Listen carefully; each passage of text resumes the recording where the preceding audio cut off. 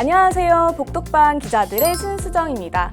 오늘은 미국 부동산 시장 자세히 알아보려고 하는데요. 도움 주실 이무영 지오플랫 대표님 모셨습니다. 안녕하세요. 안녕하세요.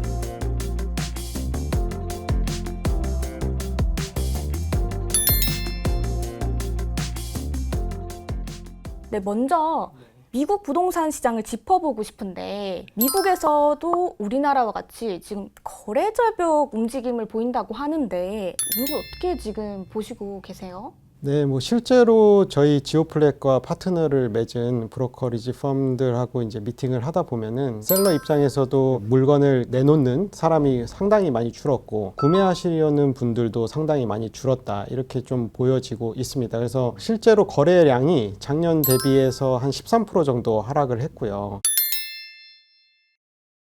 그러니까 미국 시장이 최근 2년 동안은 좀 가파르게 좀 상승을 했었고, 그 10년 동안은 계속 꾸준히 상승을 해왔었어요. 그런데 최근에 이제 금리 인상이 되고 나서 바이어 입장에서도 높은 모기지율로 대출 이자로 집을 사려고 하다 보니까 좀 부담이 되는 부분도 있고, 파는 사람 입장에서도 지금 인플레이션 때문에 월세로 모든 그 인플레이션이 전가가 되고 있기 때문에 또 높은 월세를 또 받을 수 있는 기회를 지금 누리고 있지 않나 이런 생각도 좀 들고요. 또 추가로는 굉장히 낮은 금리로 집을 그동안 사셨기 때문에 쉽게 이제 팔지를 못하시는 거죠. 낮은 금리로 산 거를 팔았다가 또 좀 더 좋은 집으로 넘어가실 때는 금리가 좀 상승이 되니까 매물을 좀 파는 거를 좀 주저하지 않는 이런 상황입니다.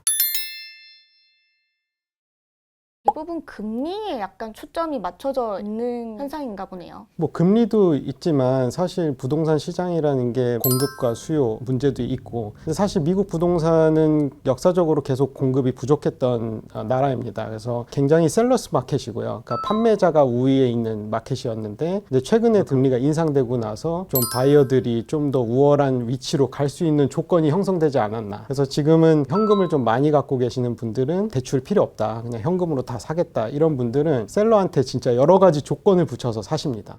그래서 가격을 일부러 좀 낮추기도 하고요. 이런 조건이 안 되면 나 이 집 안 사겠다. 그러면 이제 셀러 입장에서는 그런 조건들을 또 맞춰줘야 되고, 이런 경우들이 좀 발생하고 있습니다. 미국 추가 금리 인상이 예고돼 있잖아요. 네네. 그러면은 지금과 같은 거래 절벽이 좀 길어질 수도 있지 않을까요? 당분간 조금 길어질 것 같다는 생각을 좀 합니다. 그래서 줄다리기를 좀 하고 있다. 근데 어느 쪽에서 딱 힘을 더 받아서 움직일지는 사실 잘 모르겠어요. 그러니까 셀러들이 갑자기 이제 패닉 상태가 돼서 이거 이러다가 갑자기 부동산 가격이 만약 하락할 것 같다. 그럼 막 매물들을 막 내놓기 시작할 거고, 바이어들은 이거 계속 금리 상승한다? 그러면 차라리 지금 사는 게 낫겠다 해서 이제 지금 사시는 분들도 계실 거고요. 그래서 그 줄다리기 하는 상황들을 좀 잘 지켜봐야 될 것 같고요. 근데 역사적으로 이제 미국 부동산 시장을 봤을 때 부동산 가격을 가장 좀 좌지우지했던 항목이 제 생각에는 이제 미국의 실업률이라고 생각을 하거든요. 그래서 실업률이 좀 임팩트가 큰 이유가 뭐냐면, 실업률이 높아지면 내가 모기지 이자를 갚을 수 있는 능력이 안 된다는 뜻이잖아요. 그렇죠. 그만큼 체력이 약해진다. 그러니까 이제 저희가 주요 수치로 봐야 될 거는 실업률인데, 사실 지금 미국의 실업률은 한 3.5%로 역대 최하입니다. 네, 굉장히 좋아요. 그래서 체력이 굉장히 좋고 신용도가 높으신 분들이 지금 모기지를 받아서 주택을 구매를 하셨기 때문에 앞으로 주택이 막 급격하게 가격이 하락하거나 그렇지는 않을 거로 저는 예상을 하고 있습니다. 그러면 지금 미국 부동산 투자 시기는 괜찮은 건가요? 사실 이 부분은 누가 투자를 하느냐에 따라 좀 달라지는데요. 미국인들은 자기가 현금이 있고 내가 뭔가 캐시플로우를 만들고 싶다 그러면 투자하셔도 돼요. 근데 한국 같은 경우는 환율이 있잖아요. 그러니까 지금 환율이 거의 한 1,300원까지 올랐기 때문에 사실 저는 환율 때문에라도 조금 기다려 보시는 것도 괜찮다라고 얘기는 하고 있어요. 그러니까 한국 분들 중에서도 내가 달러 자산을 좀 갖고 계신 분들은 투자하셔도 괜찮고, 근데 달러 자산이 없고 내가 이걸 다 환전을 해야 된다, 이런 경우는 한 1,200원대까지 좀 기다려 보시는 것도 좋은 전략이지 않을까. 미국 부동산 투자라는 게 단기 투자가 아니잖아요. 그렇죠. 굉장히 장기를 보고 투자를 하는 거기 때문에 1년 투자해서 큰 수익을 얻고 싶어요, 이런 분한테는 전 투자 권유를 드리지는 않고요. 저희 고객들이 오셔도 좀 이렇게 장기적으로 좀 보고 투자를 하시기에는 굉장히 좋다. 어쨌든 달러 자산을 제가 보유한다는 거는 안전 자산을 내가 갖고 있는 거랑 같은 말이기 때문에 그런 관점에서 내 자산을 전 세계적으로 분배를 하고, 이런 점에서는 좋지 않을까.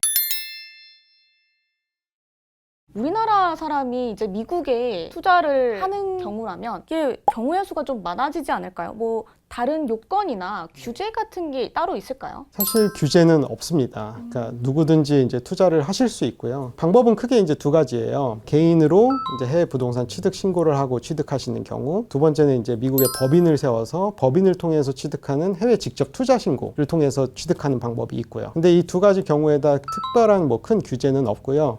근데 내가 개인으로 취득하실 때는 꼭 자금 출처에 대해서 증빙을 하셔야 됩니다. 이게 굉장히 재밌는 부분이 미국의 이제 뭐 예를 들어 영주권이나 이제 시민권자들, 네.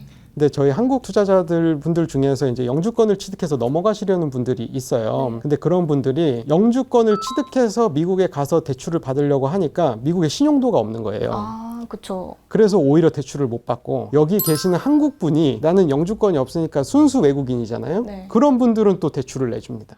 그러니까 이게 참 특이한 시스템이에요, 미국이. 그래서 오히려 영주권을 취득해서 넘어가서 대출 받는 것보다 한국에 여기 앉아서 투자하실 때 대출 받는 게 훨씬 더 쉽다. 미국 부동산을 취득하실 때 취득세는 따로 없고요. 근데 양도세와 이제 보유세가 있죠. 이제 프로퍼티 텍스라고 하는 게 있는데 주마다 굉장히 다릅니다. 주마다 뭐 1%에서 2%까지 청구하는 데가 있고요. 근데 이제 한국 분들이 투자하실 때 미국은 이제 보유세가 있으니까 이거 세금 너무 비싼 거 아니냐 뭐 이렇게 얘기를 하시는데, 한국의 취득세를 따지 생각해 보면은 사실 비교가 안 돼요. 굉장히 높기 때문에 한국의 취득세는. 그리고 또 추가로 한국에는 종합부동산세가 있죠. 미국은 뭐 내가 몇 채를 갖고 있어도 종합부동산세는 없습니다. 근데 또 미국에는 좀 다양한 부를 축적해 나갈 수 있는 기회들이 많아요. 무슨 뜻이냐면 1031 익스체인지라는 프로그램이 있는데, 이건 양도세를 또 유예할 수가 있어요. 그러니까 내가 100만 불에 샀다가 150만 불이 됐어요. 그럼 50만 불에 대한 양도세를 납부를 해야 되는데, 그 150만 불로 다시 집을 재투자를 하면 그 50만 불에 대한 양도세가 이연이 됩니다. 그래서 계속해서 내가 좀 자산을 불려나갈 수 있는 기회가 있습니다. 언제까지 이연이 되나요? 마지막 자산을 팔 때, 그러니까 미국의 뭐 영주권 가지신 분, 시민권자 같은 분들은 그렇게 1031 익스체인지로 자산을 계속 불려나가시다가 그 자산을 그대로 자녀한테 상속이나 증여를 하시는데, 그 상속이나 증여된 기준으로 자산의 취득 원가가 매겨지고, 그래서 자녀분들은 그동안에 있었던 양도세는 따로 내질 않고요. 양도세가 사라지는 거죠. 미국인들의 한정에서 지금 말씀드린 거예요. 외국인이 투자할 때는 받지 못합니다. 미국 부동산 투자의 초보라면 네네. 어떤 물건부터 접근해 보는 게 좋을까요? 초보라고 해도, 그러니까 기본적으로 진입을 하기 위해서 좀 필요한 자본금은 있어야겠죠. 근데 내가 한 2억에서 3억 정도로 투자하고 싶다 이러신 분들은 요즘에는 이제 조지아 쪽으로 추천을 많이 드리고 있어요. 조지아가 굉장히 한국 분들은 잘 모르시는 분들도 계시고, 전기차에 관심 있는 분들은 또 잘 아시고요. 조지아에 저희 SK 배터리가 나갔고, 뭐 최근에 네. 이제 서바나 항구 쪽에도 이제 공장을 설립한다고 했는데, 그래서 조지아 쪽에 지금 한국 기업들이 많이 진출을 하고 있고, 그리고 거기에 이제 이미 많은 기업들이 이제 뭐 코카콜라라든지 델타항공 이런 미국의 큰 기업들이 많이 들어가 있어요. 근데 거기 조지아가 상대적으로 다른 지역보다는 매매가가 좀 저렴합니다. 한 50만 불에서 70만 불 정도로 형성돼 있고, 아까 말씀드린 것처럼 50만 불을 매매를 하시면 한 30만 불 정도 다운페이 하시고 나머지는 뭐 대출을 받아서 구매하실 수 있으니까 초보라고 하기보다는 이제 자본금에 따라서 투자 지역을 추천해 드리고 있어요. 한국에서 투자하시는 분들은 이제 프로퍼티 매니지먼트 시스템이라는 걸 활용을 하세요. 그러니까 내가 직접 관리하는 게 아니라 업체에 맡겨서 이제 관리를 해주는 거죠. 그런 비용은 좀 많이 드나요? 월세 보통 뭐 한 7에서 10% 정도 커버해주는 분야에 따라서 좀 달라지긴 합니다. 네, 오늘은 이무영 대표님과 함께 미국 부동산 시장 전반 상황과 투자 시점 등에 대해서 자세히 알아봤는데요. 추가로 궁금한 점 있으면 댓글로 남겨주시고요. 다음 영상을 통해 자세히 알려드리겠습니다. 오늘 고생해주신 이무영 대표님 감사합니다. 감사합니다.